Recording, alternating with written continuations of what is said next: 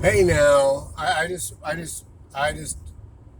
remembered that I just never thought of this before, but I have to apologize to swing voters. I have to also apologize to people who, if you are being racially stupid, should be voting for your candidate because you think they'll help them better than they understand. They'll help them, right? And anybody else like that I've criticized for voting who they're voting for. Um, and I think the reason is because I just realized a video I watched back a while ago where swing voters were arguing with each other or something. And imagine you've got two bad choices, right?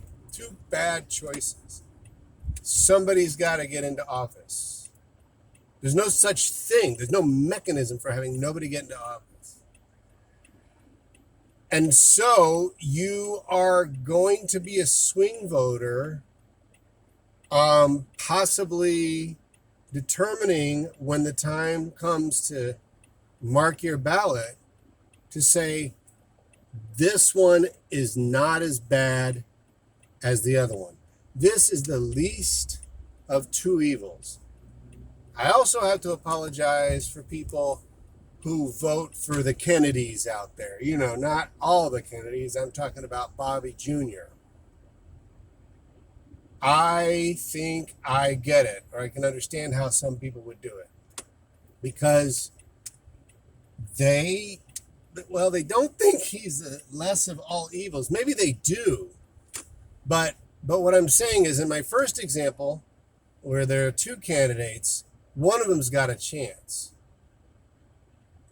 With the chance of voting for a third party voter, I'm not sure I really have to apologize. I do have to apologize for thinking of you being stupid. But politics doesn't happen in one presidential term. Changes don't happen in one presidential term. Striker? And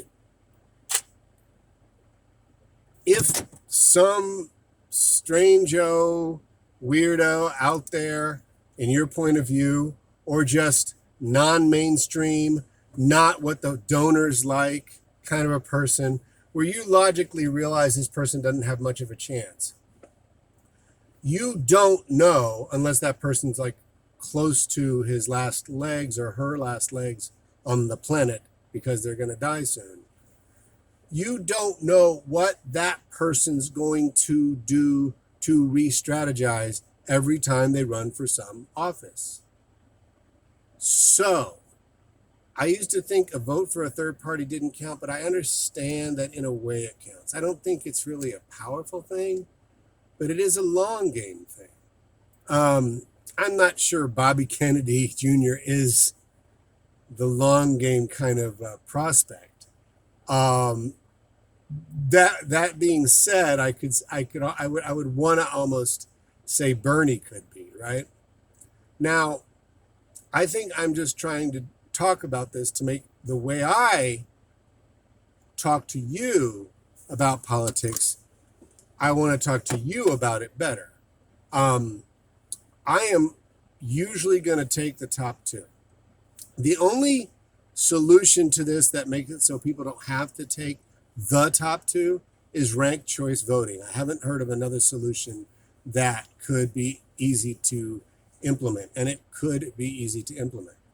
Ranked choice voting is when you vote for someone, your top person, and right down there are all the other people that you've been considering, and you put your second favorite, your third favorite, your fourth favorite, your sixth favorite, and your seventh favorite, and one of them that you liked is going to get into office, and it's going to be based on what order you and other people generally put them in. So when you're done, you're going to say, I got to pick the president. I'm only talking about presidential candidates now because I don't understand how this might work with all the other ones because I haven't thought about it. Probably the same way.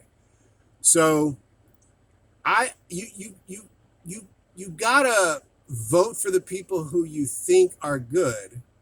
In my opinion, I would rather you vote for the person that you think has the best chance of winning.